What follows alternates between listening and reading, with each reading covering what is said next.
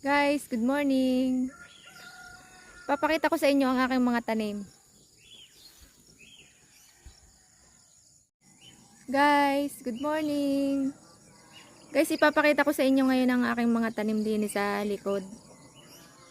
Ayan. Punta tayo din sa gabihan. Yun guys, parang kailan ko lang yan tinanim. Ito nyo ngayon, ang laki na. Yan, masarap ang gulay nan. Punta naman tayo din sa kalabasahan. Guys, oh, daming bunga. Yan guys, nakakatuwa pag may tinanim ka. Alam mo yun, nasarap sa pakiramdam. Pag may nakikita kang may bunga. Wow! Ito din, no? Yan guys, yan. Gagawin ko yung ibibinhi ko yan. Kasi masarap ang kalabasang ari eh. Kasi ito pa guys, oh. Wow. Daming bunga ng kalabasa ko ah. Kakatuwa. Matingnan pa nga din, baka meron pa. Ari guys, yung saging na tinanim namin. Magandang variety ito guys ng saging. Ayan. Parang may ari pa. Oh, yan guys, oh. Nakatago. Ilan ang bunga? 4. Kakatuwa. Papakita ko rin sa inyo guys. Ako yung nagtanim din nung isang araw. Itong aking kalabasahan. Ayan. Diyan ko siya nilagay sa sako. Tapos kumuha lang ako ng matabang lupa.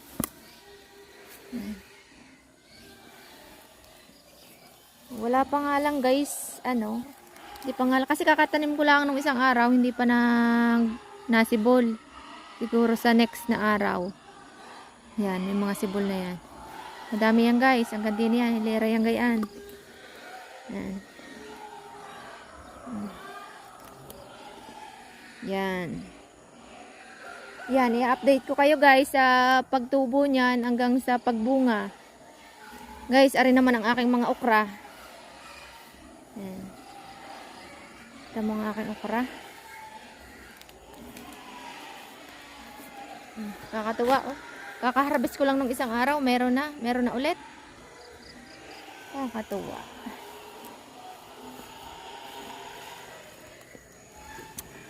Dito naman sa maingay lang guys.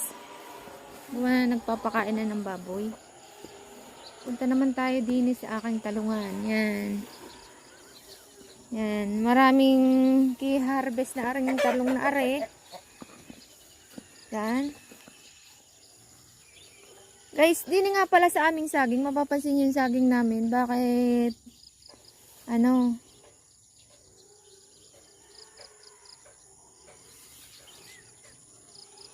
di kayo mataas. Ay na pagkakain ng kalabaw, pero wala naman tayo guys magagawa dahil yun. Hayop yun. At saka mabait naman yung may-ari nung kalabaw, kaya okay lang. Niyana namin. At yan naman guys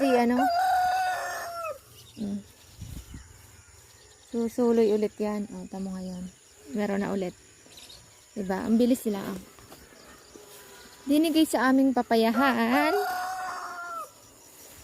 Papakita ko guys ang papaya. Wow, ang lalaki na ng bunga. Sarap to. Wag ito yun na hinog na eh. Parang kailan lang namin ito nilipat. Ito mo ngayon. Iba talaga pag may nagagawa ka sa araw-araw. Ito mo guys, ara din oh. Parang kailan lang din yan. Ito ngayon, dami ng bunga. Yan. Papakita ko din guys sa inyo ang aking yung aking talbusan. Kakatanim ko lang ari nung December. Talaga namang nakakatuwa. Iba talaga pag may tanim ka eh. Alam mo yun? Nakakatanggal din ng stress sa buhay. Guys, are. Yan. Halo-halo na yan guys. Merong talbos ng kamote dyan. Merong kangkong. Merong okra. Merong alugbate. Yan, alugbate. Yan, sa tataba naman guys. Ay, hindi na magkahanda ubos pag ginugulay namin. Mga kapitbahay namin, hindi nila nakuha. Diga. Kakatawa oh. Yan. Ganyan guys, pag masipag kang magtanim. Talagang, alam mo yan. Libre ka na sa pang-ulam.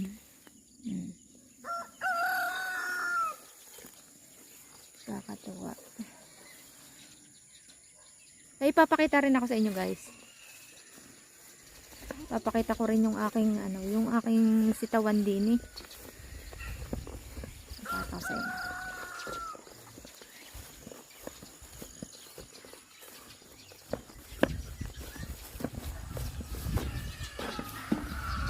Medyo maingay nga lang guys ang baboy ha.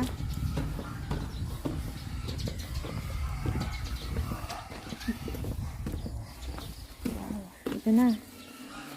Nagtanim din ako din guys ng kangkong. Pero ayan, ayan.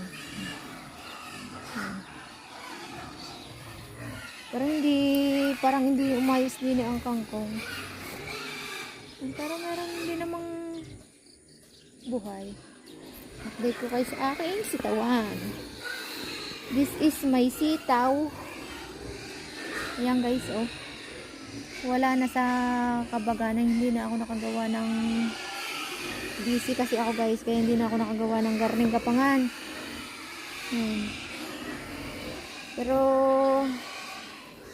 malapit na siyang magbunga. Ayan guys, oh. Kakatawa. Ayan, ayan ang aking sitawan. Ayan. Ayan ang mga sitaw.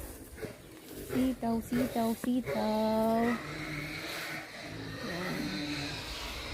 Yan guys, ipinakita ko na sa inyo ang aking mga pananim. Ako'y uuwi na din sa amin. Bye guys.